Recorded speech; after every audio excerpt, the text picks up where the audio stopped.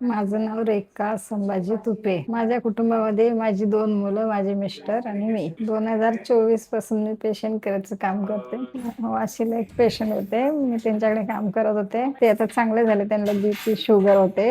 ते आता चांगले झाले, चांगले चालतात वगैरे, बघून बरं वाटतं. मला माझ्या कुटुंबात थोड्या अडचणी होत्या. मी पेशंट केअरचं काम करत असल्यापासून सगळं व्यवस्थित चाललंय.